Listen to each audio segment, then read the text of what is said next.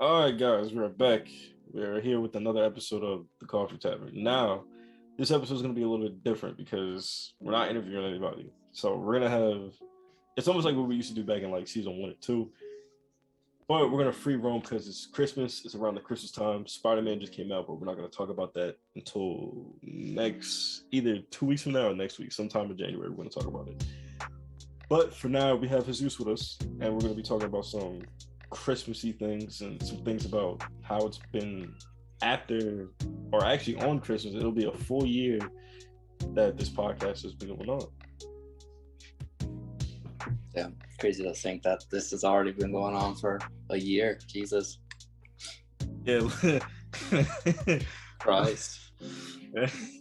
The amount of people you've had on this, the amount of co-hosts you have, Jesus Christ, it's been a year already. It's been a year. It's been an entire 365 days and a total of 3 seasons, and this one's not even done yet. So it's gonna be new. I'm hoping next season I can officially get some actual things that I actually need done. The animation I have, I like it. It's cool. I might change it up just for the new year. Might get something else. The music that we had teased in the season 3 trailer commercial that we put out, we're trying to figure out how, because we have a certain issue going on right now where we're trying to distribute the music onto Spotify. We know how, it's just that we got to make an album cover that can fit the size for it. So we're getting that all taken care of, trying to get that done now. But other than that, yeah, most likely we'll get a new animation next year and have some new topic stuff to talk about. I got a few people lined up as far as conversation-wise on what I'm going to be talking about with them, whether it be them and their new book that they just published, which I actually grabbed an author somehow. I don't know how I did that, but I pulled it out of my ass. So we got that. A friend of mine who is in the military. He's getting out soon. He wants to do an interview on some of his stories and the time that he served. We're going to talk about that as well. And right now we got Jesus with us today to talk about some of his crazy ass Christmas tales. We're gonna call him. We're gonna call some of these good old story times. Yeah. Uncle Jesus got plenty of stories to tell around for this time of the year. Got a lot of winter stories, pretty much at this rate. I've had a lot of things happen to me. But before we start that, we should cover how life's going for you, Jaden. Terrible, absolutely down badly, horrendous numbers. I mean, you and me both at this fucking rate. Like, it's not bad. It's just like, fuck. Like, how do I explain it? So, it's weird. For a while, I guess I've been at a lost state of where I want to really grab this podcast and like what I really want to do with it. Like, because for 2 seasons, I've kind of just been teetering around with shit. Like, I always say, like, this is supposed to be like a podcast where I talk about like Marvel and all that and all this stuff. But then I started branching off into other things that I, winded up enjoying, as far as it being different conversations on people that I interview and stuff like that. And getting into, learning new things from people that I interview and teaching, I guess, you guys that listen and myself on the things that I didn't even know about. Like, we did Noelle's Melody, and she writes sheet music. I didn't even know how that went about, or how that field of work is really important to, movies and whatnot, or how music is made, or we did Crips tips and what it's like to be a coach for Valorant, and and all that stuff. I think the main thing that I kind of want to grab into, as far as when it comes to where I want to go with this podcast, is what I can do to keep my aspect of what I want it to be, and also continue the uniqueness of what I'm doing, if that makes sense. You get what I mean? Like, you get what I'm talking about? Yeah, I understand. trying to get those small things figured out so things go a little more steady and work out a little better. Yeah, because most of y'all that have been here since day one, I've had a continuous numbers of co-hosts on this fucking podcast. Like, it's been something, like, and it's not even, you know, some of them were just really good. Like, some of them were actually like good. It's just the time zones were screwing me up. So like I had to cut it. Like, there's nothing I can do. Like, it's not I can do. Like, the way it works is, if they don't show up or something like that, I can't continue to work with you, because it's 2 times out of the month that we do these podcast episodes, and I try and get them out. And you know, it's really not an everyday thing. It's 2 times out of the month. It's kind of really hard to miss, you know what I'm saying? But I understand people got, you know, their lives and stuff that's going on, and I perfectly understand that. That's why you should worry about what you gotta do, so I can worry about what I need to do. But having them on did enable me to kind of figure out a feel of who I would want as a co-host, as far as, you know, how these conversations have went when doing those episodes. But as far as, you know, as my life is going, I don't want to say it's going bad, it's going okay. I am kind of working on myself as like as a human being, because, you know, we all a person. Yeah, we all are. At the end of the day, I know I gotta start buckling down and actually start getting my ass like in shape. Like, I'm getting a dad belly, and I have no kids, so this is a problem that I'm developing that I have to get rid of. That I'm tired of this room I'm in. Every week I'll clean it, I'll go back to it, I'll move some stuff around, make it look neat, and I'll be like, damn, this boy is spotless. And then I'll hit Monday, I'm like, bro, I don't give 2 shits where I put these clothes in. I'm about to just leave them on my futon, or, you know, leave them somewhere. But I'm gonna get all this together, because this is ridiculous. I think it's the effect of keeping things consistent. Like, when you get into a groove of things, you start to become like a drone. Like, you don't really do much of anything. You kind of just walk around and just do the shit that you normally do, because that's what your brain is prepared to do. Like, if you wake up and eat breakfast every morning and then you skip breakfast, your stomach's like, bro, like, where the fuck the food at? like bro, like we supposed to be eating right now. You know what I'm saying? 100%. And you gotta get out of that rhythm. Yeah, and sometimes you gotta take a step back and actually like be like, damn, bro, like what am I doing right now? Like, what can I do to make myself go, you know what? Like, every day don't gotta be the same. Every day don't gotta be a bad day. Like, I can do something for myself, or something that I want to do, and be happy in my own self-independence. You know what I'm saying? Because a lot of the time, I guess for me, and I was talking to some other people too, being alone is very weird, because everyone craves companionship. You know what I'm saying? Yep. You're definitely preaching to a choir here. and being, I personally have learned, being alone really makes you think of who the hell and who the fuck you are as a person. Because if you can't love yourself, you can't love anybody else. You know what I mean? So I guess for me, and how I was raised by my mother. My mother was a single mother with me for a while. So not growing up with a dad was very strange for me, because, as you know, the stereotype goes, like, if you're black, you just don't got a dad. like that's how the stereotype went. And that's how it is with Hispanics too. Usually that's the case. Yeah, it's a stereotype that slowly over generations turned into like just a fact, which kind of annoys me in a way. There are some, you know, good Black and Hispanic fathers out there that, you know, really stay with their kids and whatnot. But the stereotype slowly turned into like a factual thing, which I don't really like, but I'll get into that at a different time. But I was independent for a while, for a long while. I didn't start getting siblings until I was like 16, like 15, 16. So I was alone for 16 years.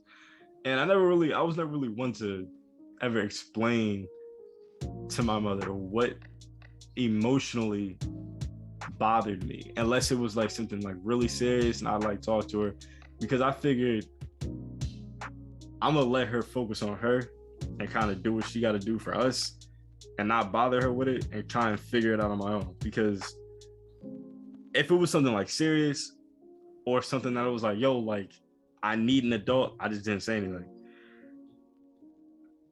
And getting older, yeah, you get what I'm saying. Yeah, 100%. I mean, I'm a person who's had constant depression since probably middle school. And I mean, for a majority of my life, I mean, I never had my dad growing up. And then my mom, there was a lot of ins and outs that I had with my mom and a couple of fall throughs. And so I didn't have her for like a good amount of my life. I'm 21 and I didn't have her for at least like a third of my lifetime. And with it, I grew up a lot with my uncle or other family members. And like, when I had depression and stuff, I never really like opened up to people. So it was more like I would keep to myself and be like, okay, I'll figure things out, or oh, I shouldn't burden people with like these kinds of things.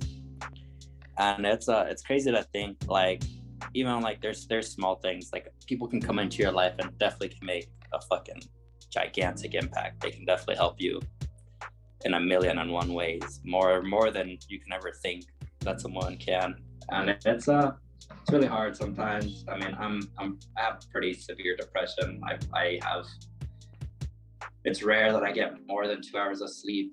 I mean, I constantly forget to eat. So there'll be times where I'll go days, weeks without eating, and I'm still sitting here and I'm continuing, and I'm always pushing to make people happy. Like, I don't worry about myself too much. But I mean, my goal at the end of my lifetime is to make sure like, hey, like I made this many people happy. It's like, I think I did a pretty good job. And a lot of people do definitely struggle with the idea of like not having someone around. Like I do have siblings and stuff, but it's like it didn't really feel like they were there. Like you still felt alone. And it's crazy to think that a lot of people this day and age feel that way. Yeah, it's definitely a weird thing. I mean, for me, when I had, you know, held my sister, it wasn't an awakening, but it was like, damn, I gotta take care of this. I gotta take care of this person. Like, because like, though she's not my child, she's my sister, and she's an infant. She didn't ask to be here. So like, consciously, she's relying on me and everyone else in the house to make sure she's okay and she's fine. And I think my need for companionship, like not how do I explain? My companionship with someone else, as far as it being, you know, like a girlfriend or like having a relationship with somebody, went away. It went away, but it still lingered. And the only reason why is because like I was just focused. I was genuinely focused on myself and my sister, because, you know, that's all I had to worry about. I had school I was doing with, and my sister, I was the only other childlike representation in the house for her to be like, that's my brother, I'm gonna go play with him. You know what I'm saying? So I used to walk to middle school. I used to walk back, and she used to run up the court sometimes and meet me halfway, and I'd pick her up, you know, walk her back in the house or whatever, and, you know, we, you know, play or whatever. And in her eyes, she looked at me for, you know, companionship, because she was bored. She didn't have nobody else to, like, you know, play with. You know, my grandmother was there and everything, you know, she played with her, but, you know, I was her older brother, and I took that role seriously. Like, there's times that like she gets on my nerves like a lot, but at the end of the day, you know, she's my sister. There's nothing I can do. And then when I held my brother, My brother was a different case because I had my sister for about 4 years now, and my brother came into the picture, and I was like, oh yeah, you about to be a breeze. you about to be the most easiest managed baby I'm about to ever have. And he was completely different from my sister. So having, how you explain, being the age I was and watching them like grow and develop characteristics was a weird spot for me. And the only reason why it was weird was because they were two completely different like people, but they were raised almost like morally the exact same way. So it was definitely a challenge on my part, and it was definitely weird to watch and see happen, because like my brother would be like, I made them a little kids menu or whatever, and he'd point at stuff on the menu. He doesn't really know. He doesn't still really know English that well yet, but he'll point at things and he'll say them. He'll go, pizza or wonton. You know what I mean? He'll point at these. Little boy yelling wonton. He'll point at these things and he'll go, I want this, or I want this. And my sister will look at him and go, no, bro, like we should get this. And he'll be like, you know what? Yeah, let's get this. But they are definitely the reasons why I think like now companionship really doesn't really matter anymore to me. Like, of course, like as I get older, when I get my own place and whatnot, yeah, like these things is what I'm going to thrive for. Like I want children, you know what I mean? Like I want to start my own family and have my own life. But for now, I think where I'm at in my life is just simply get my diploma, you go to college, you get the fuck out, and see what life throws in my direction as far as when it comes to things of that nature. Now, as far as it comes to where this podcast is at, actually, Jesus, take over for a second. I'm gonna put my phone's on like 2%. All right. So pretty much, I've talked to Jaden for a good minute, and he's pretty much just trying to get this podcast like move forward, like get someone who will always be here, like a constant co-host and stuff, and always have like things planned out. So that way, a lot of things aren't just like on the whim, like, oh, what are we gonna do today? It's like, let's figure this out like an hour before we do it.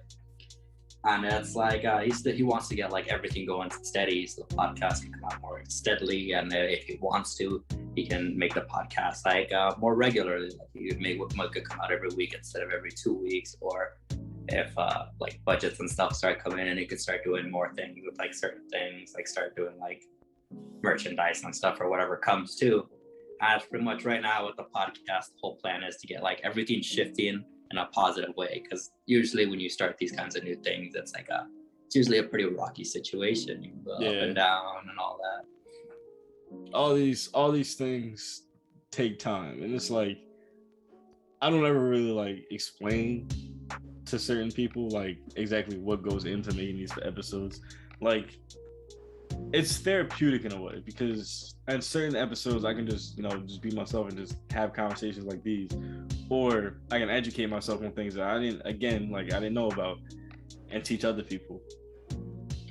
But most of these things do come out of pocket, so like it's not a requirement, you know what I'm saying, like to donate, but it would be a nice gesture as far as when it comes to getting episodes out and doing things like that.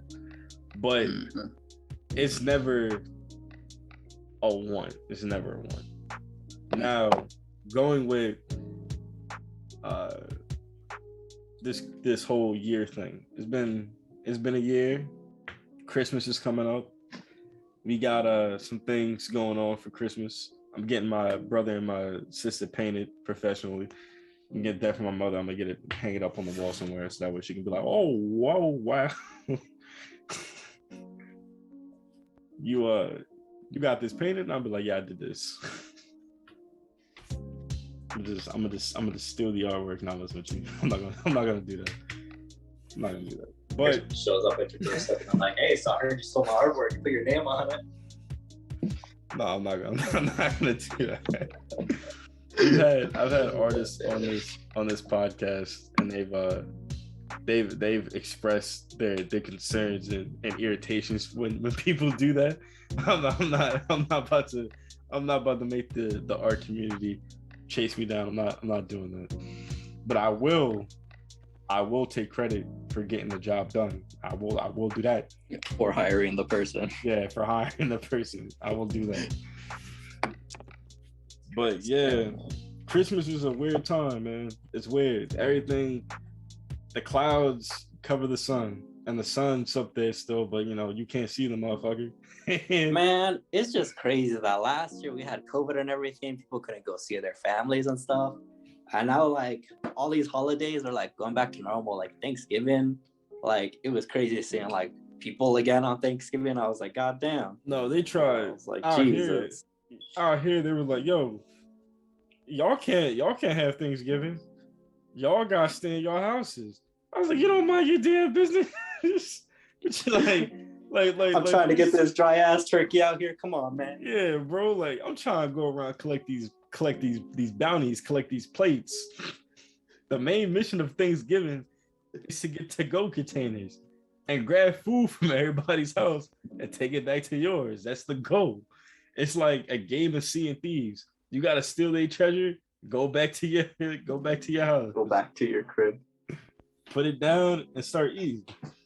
And then you're like, Thanksgiving, it really is a sport because everybody's judging every bite they take, and everybody's watching to see who's enjoying what at the table, so they know what not to eat. Like, and my family, like, well, we already know what we like to eat, so we'll just cook it. The most predominant thing that I grab is ham, because no one's eating that dry ass turkey. I don't care what anyone says, and I'll take this to my grave. No one is ever in this planet gonna have a moist turkey. I'm sorry. Unless you physically drown it in juice while you cut it, and you drown that piece that you cut in some juice, it is never going to be moist. It's dry. It's dry. Some person out here is gonna come for you after that one. They're gonna be like, you know what? My turkey isn't that fat. And you were just gonna be like, bro, I don't believe it. Yeah, I don't believe anyone that says their turkey's the best. That's bullshit. Ham is where you get it. They got the pineapple slices, honey glazed ham. Ham is the dominant part, yeah. It is 100%. It's the dominant piece of meat at Thanksgiving. No one is like, okay, cool. Cut into the turkey. The turkey's just a starter. Notice no one touches that motherfucker until it's the last thing that they gotta eat. Like, there's some people that, they're diehard turkey fans, and they'll be like, all right, cool. Let me get some turkey. Let me get some mashed potatoes or some mac and cheese or whatever. And, let's call it a day. This is what I'm eating. I got my gravy. We're good to go. Me? Fuck all that. I want ham, mac and cheese, string beans, sweet potatoes, and maybe a nice baked Hawaiian roll or a side of cornbread. Dessert, I don't really eat a whole lot of sweets. The most tolerable thing I'll eat pie-wise is probably like a sweet potato pie, and that's stretching it because I don't even like pie like that. For as much as I really eating a full course meal, I barely put down ham, and that's pretty much it. I'll literally when I celebrate this Thanksgiving, I only ate the ham. I didn't eat anything else but the ham because I was like, I do not care for anything else. I am just here for the ham. No, I've learned over the years to purposely not eat dinner the night before and starve myself until the food was done. Because it's terrible. That's just terrible. It really is. Because I knew I could just fit more in if I just, and then if I didn't like it, I just eat it anyway. So that way, the person that cooked it didn't feel like, damn, like my cooking shit. but it'll be sometimes like if I was at my aunt's house or whatever, we will call you out if your food trash. And this shit would be so funny.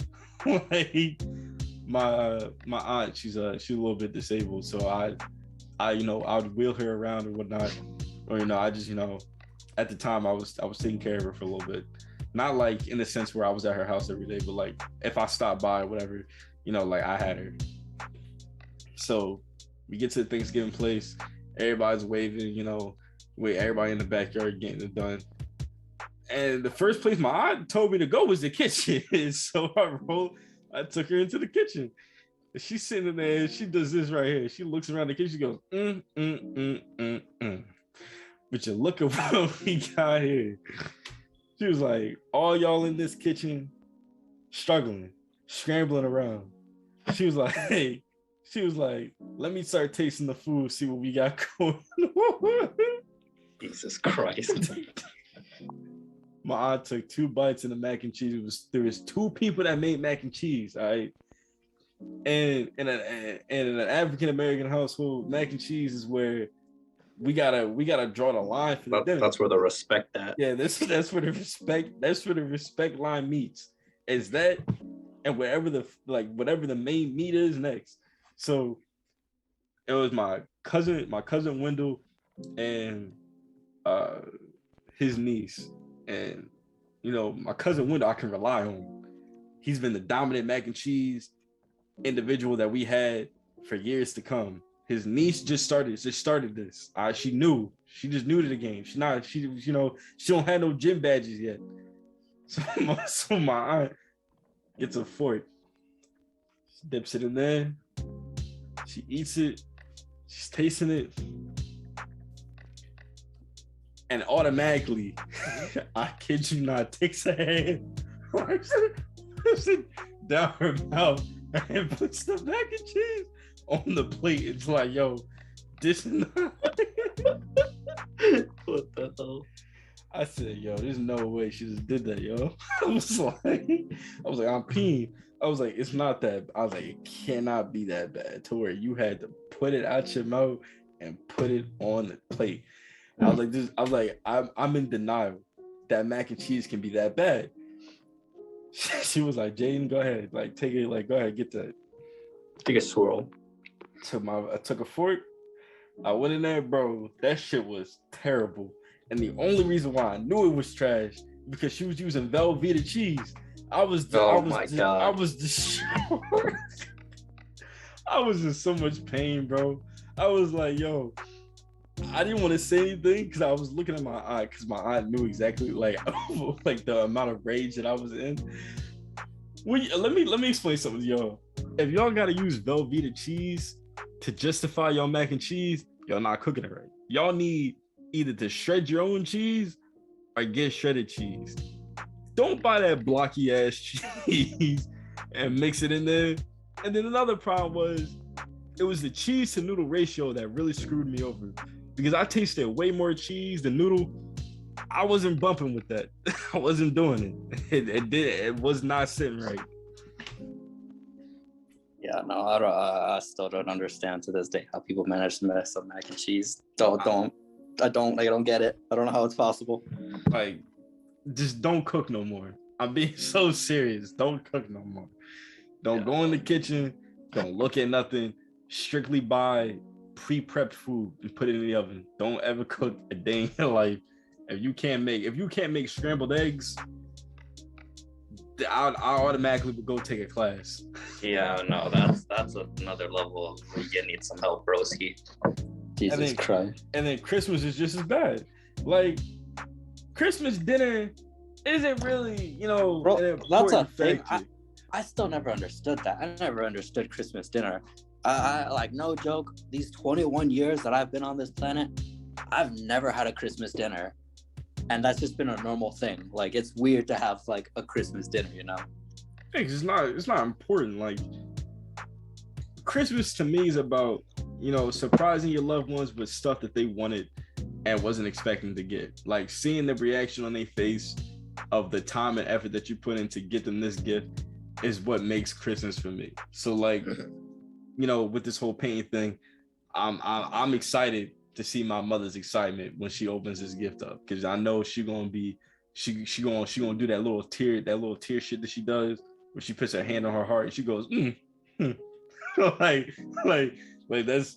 that's what I'm anticipating for when I give her and my siblings this gift. And then it comes down to, once everything's open and all the trash is thrown away, what the fuck we're doing for the rest of the day. I'll be honest with y'all. Oh yeah, you guys Yeah, do like. it. Oh yeah, you guys do it in the daytime. We do it in the middle of the night. Yeah, so What like. about that? For us, we got that shit straight like 6, 7 in the morning, and after that, it's either all right, cool, get breakfast. And normally my siblings are playing around with their toys or whatnot, which is expected. They kids, you know what I'm saying? They're gonna play around with their stuff. We might take some of their stuff up to their rooms or whatnot. But for me, I'm 19 years old. I'm not getting toys and shit. I might be getting some software equipment that I need, or a new game or something. Or hopefully this year I get my car and I'll be able to freely roam around as an adult and be on my own as far as when it comes to getting to places. That'd be really mucho gusto, really well appreciated. Now,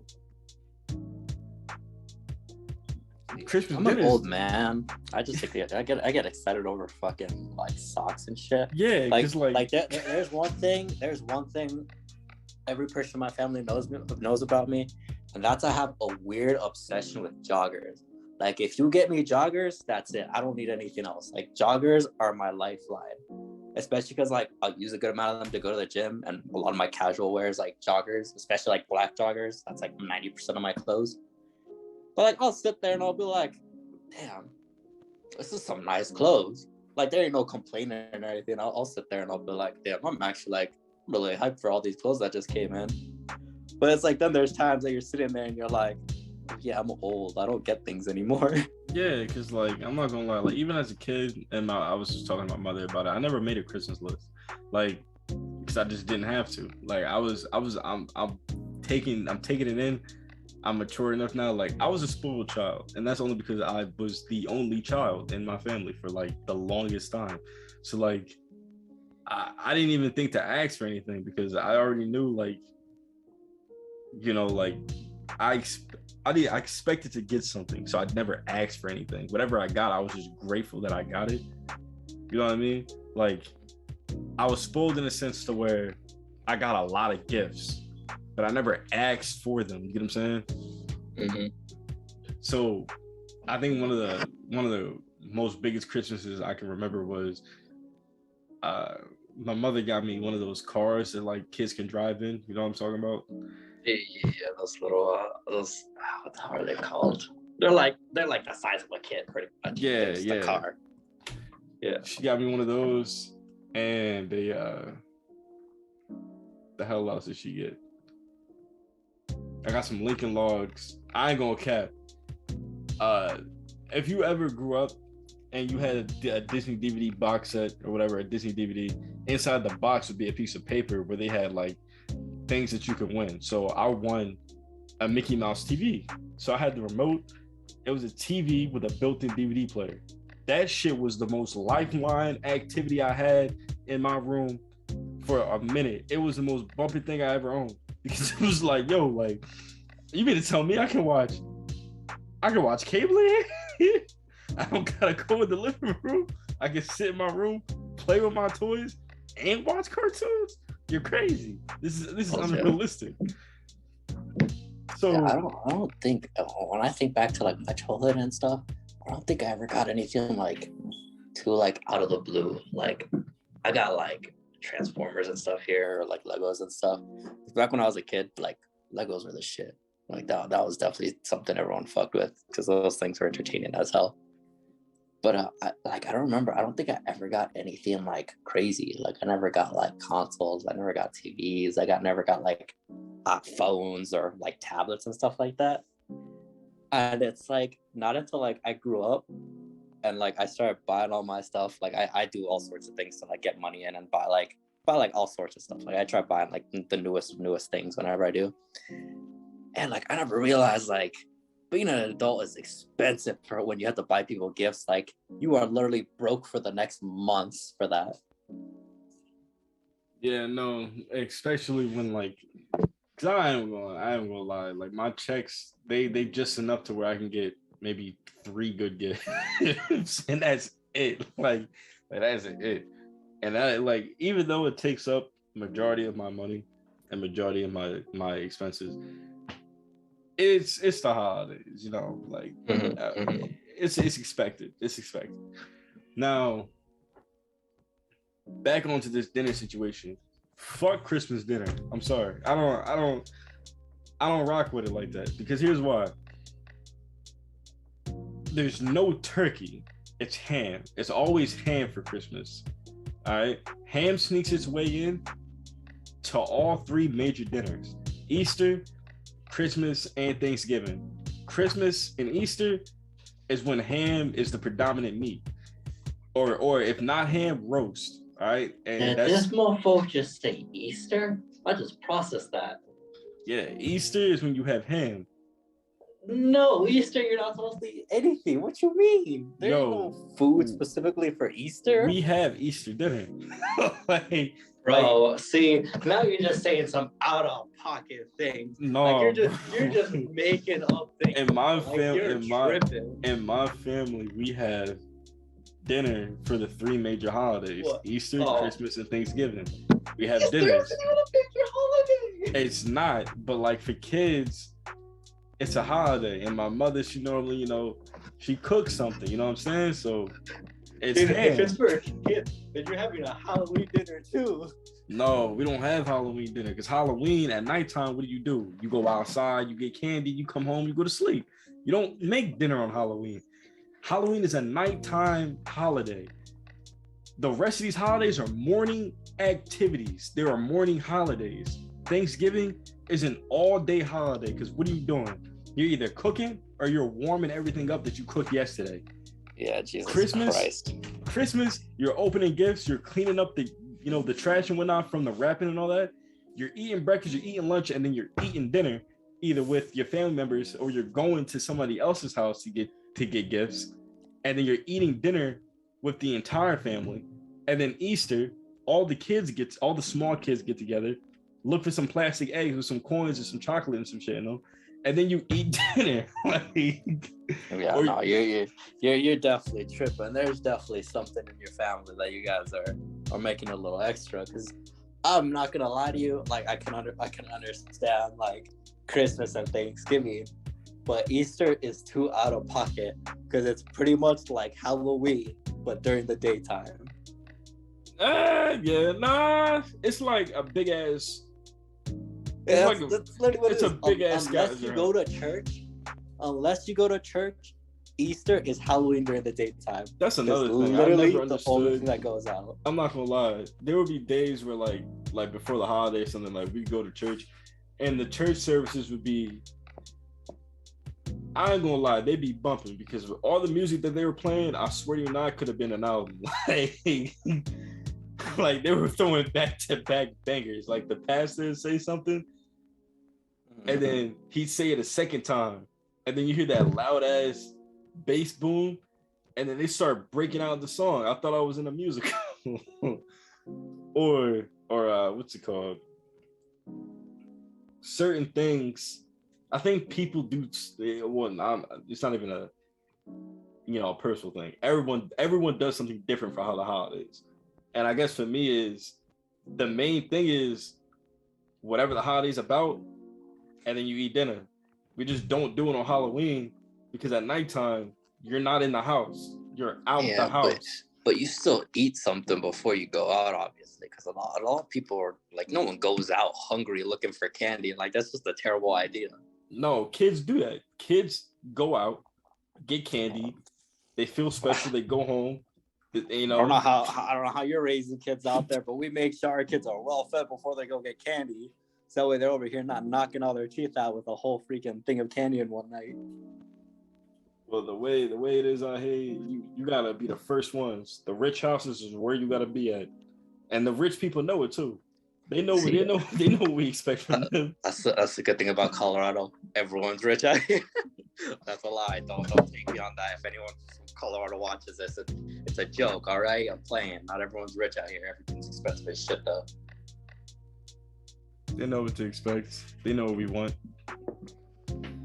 You know, as soon as we knock on the door, we expect to see big bars. None of that bullshit. I remember when I was a kid, there was this like there's this cul-de-sac. So pretty much there's this area that I used to live in, and there was just this whole cul-de-sac that was like super wealthy families, like people who made like a lot of money doing some random thing. I don't know what the hell they were doing, but they were making a lot of money. But like no joke, you would go down that cul-de-sac and they would always have like the biggest and baddest freaking candy. Like they had to have full-scale chocolate bars. I remember there was one year that a person was giving out those pound Hershey bars.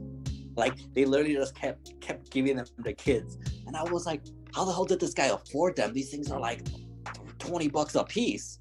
Like what the hell? And you just go up to this house and this guy would just hand you this giant candy bar, and the rest of the night you just have this giant candy bar in your hands. Yeah, I'm not gonna lie. There are some people who are crazy. The rich houses, they know what we want. They know what to expect because they know they don't upkeep it. They gonna get labeled as the bad house, and no one gonna knock on their door. Like even as a kid, I never went trick or treating. I only went because like I was with my cousins or something. Like I was raised never eating candy, never eating sweets or nothing. So I never developed a need or a taste for candy. So Halloween wasn't really a holiday to me. So like there'll be times I go out, I just get enough and I just split it with my cousins for like $1 or some shit. Because at the time, I'd rather get enough, split it with my other cousins for like money or some shit, and then leave out with cash and they got candy. Like see, I grew up weird with that kind of stuff. Like I was never into candy, but then like when I'm actually got a hold of it, like a whole different person would come out. Like I'd be like, holy shit, I have candy now. It's like I could just inhale all this tonight and I'll be all cracked on sugar for the rest of the night. But this is back when I was like in middle school or early high school. Like I'd be sitting there and I wouldn't be sleeping either ways, and I'd be like, all right, let me just inhale some of this candy so I'm good to go. Back when freaking Modern Warfare 3 was a thing, and I'd be sitting there and I'd just be grinding out this game all night, hopped up on all the sugar that I had in a bag.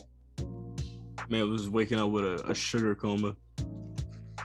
The sugar migraine. 100% for sure. I was inhaling that candy like if like it grew on trees. Like I was just freaking slurping that thing down. Like I didn't care what it was. Like full chocolate bars and stuff, I would freaking like chomp on those things all night. Like I definitely like felt like garbage in the morning. I am not gonna lie. Like it was crazy. Yeah, no, but the night of Christmas is always a warm night, if that makes sense, because like, you know, everyone got their gifts. Your ass is hyping yourself up for all the money you just got. like you're like, bro, I'm in the bag. I'm about to buy some Gucci, Supreme. I live in Colorado. You're just wondering where the hell the snow is, dude. We're literally, we barely started getting snow this year, and usually in Colorado we're getting snow by like mid-October. And like a lot of us are like, is it even gonna be Christmas this year? Like we don't have snow. Like that. Yeah. That's like a legitimate question everyone's asking. They're like, it hasn't snowed. Is it technically Christmas? I'm not gonna cap. I used to exploit the shit out of snow, and I used to hate when that fucking snow plow shit used to roll around in my court. Like it was cool because like I'd always like not even me, but my grandfather would ask like if the guy can make a mountain like of snow in the court, and we used to just like fuck around on that entire hill.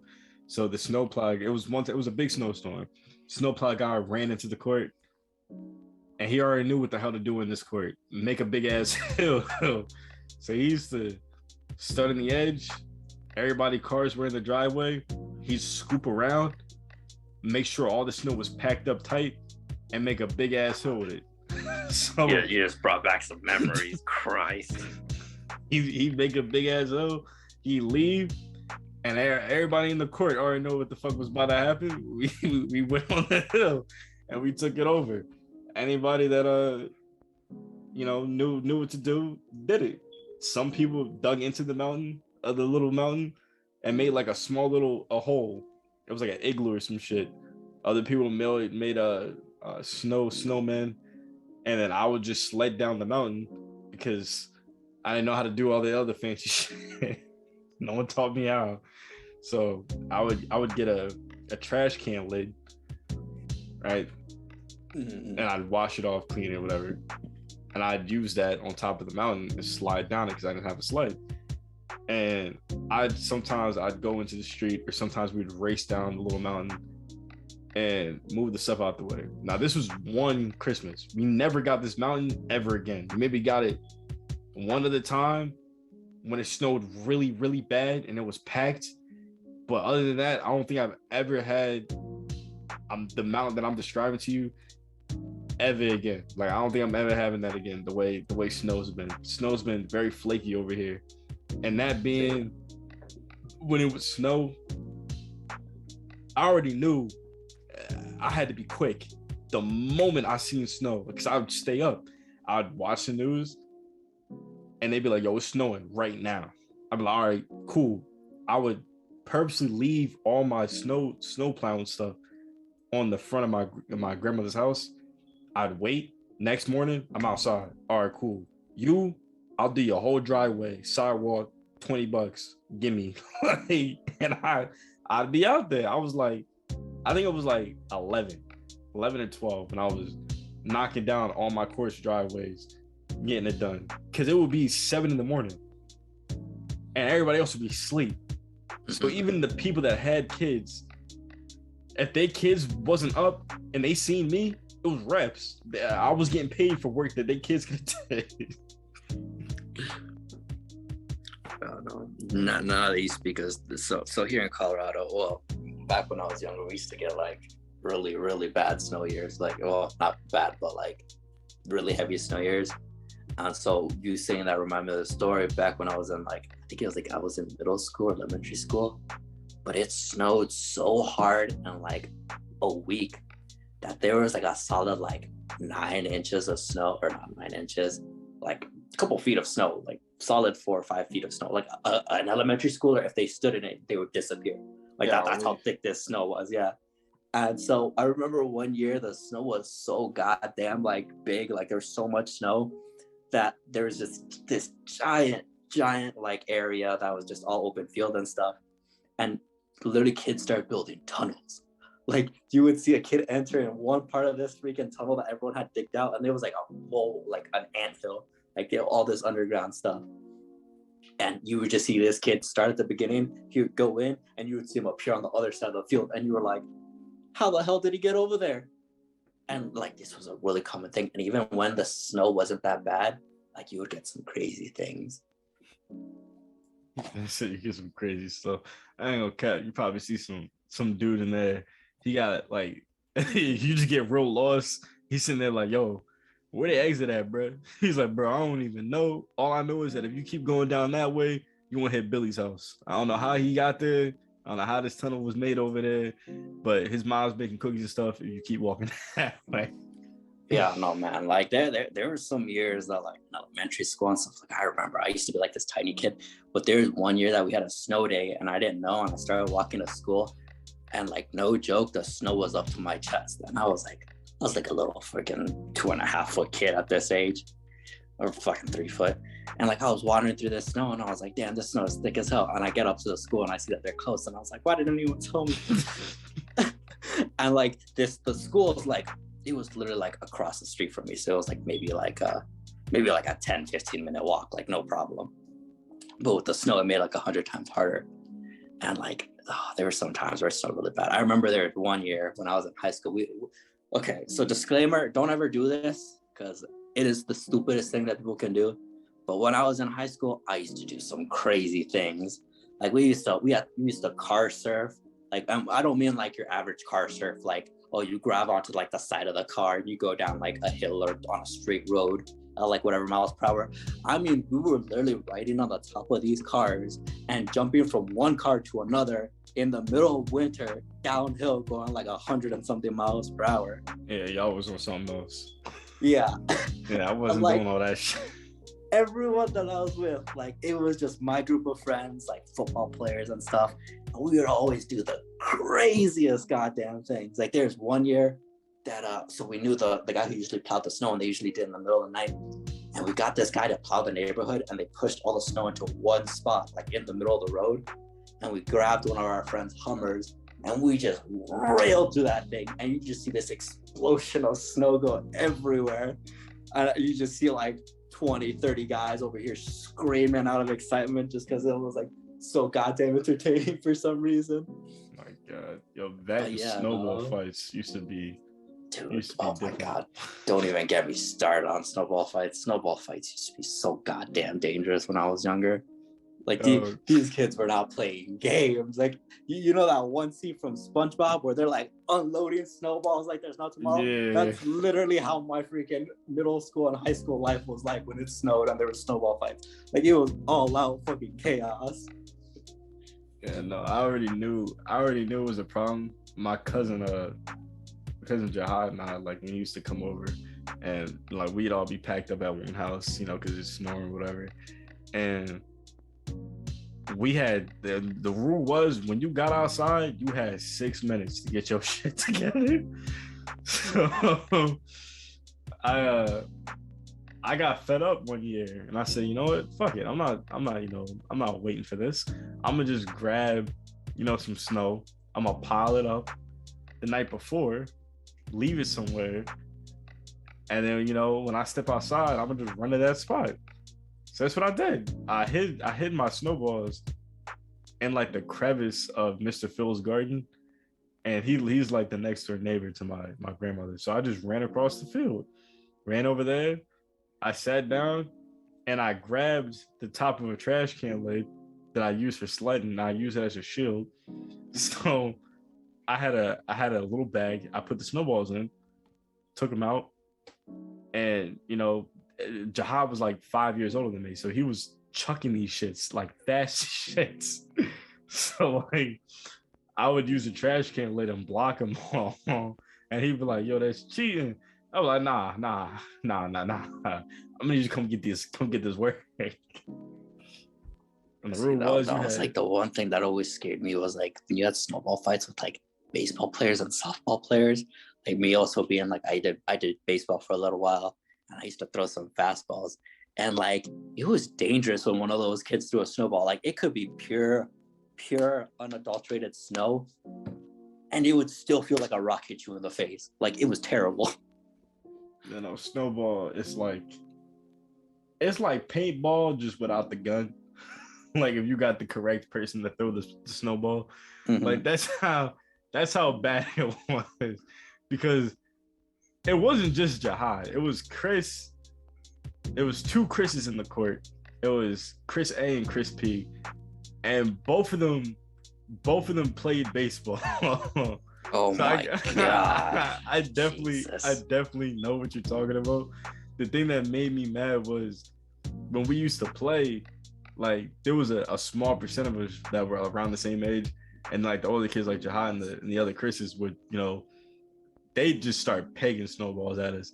And like if they weren't pegging them at us, they'd peg them at each other. And I'd use that as my chance to like army crawl my ass back in the house. Jesus. I'm like, I ain't know where I'm gonna survive out here. Maybe another time I gotta do a tactical retreat. Dude, I remember this kid did like the craziest, this crazy shit. So you know those little freaking what are they called? Like M9 firecrackers or whatever? Yeah. So this kid would always save them for like the 4th of July and stuff. And so when we had snowball fights, he would make literal goddamn grenades. And as a disclaimer, do not do this. This is very dangerous, like extremely dangerous. Those fireworks are not supposed to be used for a reason. But this kid would used to pull like M9 firecrackers and build a snowball around them and have it like have the top just enough to where like it wouldn't turn off the fuse and everything. And this kid would light it, and you would just hear the sizzle, and you'd see this kid throw the snowball into the air, and it would just explode, and you'd have like 10 people get hit by fucking chunks of snow. Oh, I was like, what the hell? Sometimes that kid was a little kid was ahead of his time. I'll put it like that. Dude, he definitely. Some of us definitely were doing some stuff that was freaking absurd for like high schoolers and stuff. Like some of the stories that I had, like, oh my God, like there was one time at this school where literally we were all just minding our damn business. Well, I was on my free period, and this was when I was like, I think a sophomore or something. And I was on my free period, and I was with one of these guys. I wasn't with him, but he was around me, and I was just like chilling through the hallway. And this kid comes running up to us, and he's like, "Hey, we need help." they're like a group of kids are being threatened in the boys' locker room with a knife. And I was like, this school is not that sketchy. There's no way. I look over at this guy. This guy's name was Christian. And I was like, hey, bro, let's go. And so you see this guy get like, he got him fucking fast as shit as soon as I told him that. And we sprinted down the hallway because like there's pretty much just like a straight corridor across the school. And so we just started booking it to the boys' locker room. And we get there and we look in the room and there's this one ethnic kid that was sitting there and he had a knife out and he's putting at these kids. And I joke you not, this kid made the baddest mistake the moment he turned at us and tried threatening on us with that knife. Because you just see me come out of nowhere and just jack this kid. And then out of nowhere, you just see my other friend, the guy who was with me, my friend, come out of nowhere and just grab this kid and slam him into the wall. But by that point, he was already unconscious from me hitting him. So these kids run out and I'm like, me and this guy grab his like arms and leg and we like waddle him out of the freaking locker room and everything to get into the principal's office. And the principal's like, what the hell happened? And like the other three kids who were being threatened and stuff were with us. And they were like explaining everything to the principal. And they were like, oh, you shouldn't have done that. You should have gotten help. And they were like, well, we told someone to go get help. And this is who came. And the principal was like, like saying all this and stuff. Like they don't curse, you know. And they were just like, oh my God. And so like they explained everything. And shitty part was we still got suspended at the end of the day because we literally like clapped the hell out of this kid. Like we just put him into a freaking wall. Yeah.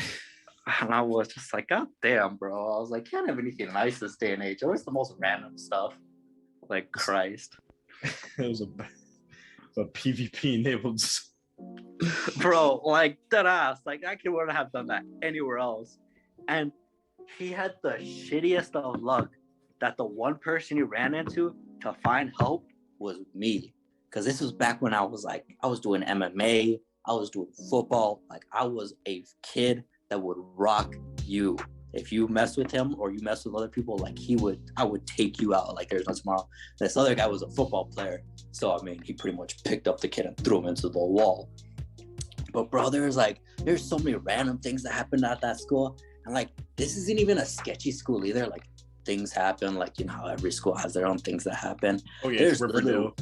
Yeah, like that's pretty much what it was. Like it wasn't like fucking full sketch. It just happened. But there was like, I would be getting like, there was a year where I got jumped. Like I got in so many fights. There was always some kind of drama going on. It was high school. There's pretty much just high school in general. But holy shit, like the amount of things that I had to go through in 1 year, like it was crazy. Like there's one day where I ended up fighting 4 guys because I beat up their friend. And God mighty Lord, if it wasn't for my MMA training and like basic military training that I had at that time, there was no way I was gonna be able to take on those kids. But give or take, like I very heavily wounded these kids. Like I definitely regret it because I definitely messed up on my part right there. But there was like one of these kids accidentally had a broken leg, and then one of them I knocked out their tooth and stuff, and it was a whole mess. It was bad. Like it was crazy. Like these are some stories that just like you wouldn't believe it happened in that town. Like that's how crazy it was. Golly. What was I about to say? Joseph, I know you're gonna be listening for a good while with this cast. You got any random Christmas stories that you can say, Joseph? Got anything to slide in here for the time being? I personally do not have any Christmas stories, but have a happy holiday. But other than that, that's all the time we got, man. That's it. This was a nice this podcast like ripped through very quickly. Like I've seen some of the other ones that you've had, but this one is just like gone. It's flow. Like Jesus Christ. This one's tightly packed. This one's pretty good. Now, Merry Christmas for obvious reasons. No. Happy New Year's, all that Happy good holidays to anyone who doesn't celebrate Christmas. All that stuff. Hey yo, what is with this monitor? Every time I touch the wire, it does this thing where it shuts. Okay, thank God. All right. So Broski over here having a panic attack over a goddamn wire. Almost lost my shit. But yeah, so Jesus Christ. that's gonna be end of this episode, and we'll see you on the next one. Yeah, Uncle Jesus, I've been here, and I hope you enjoyed my stories of fucking chaos and destruction. And hopefully I'll be back here at some point again. Who knows? Only the new year with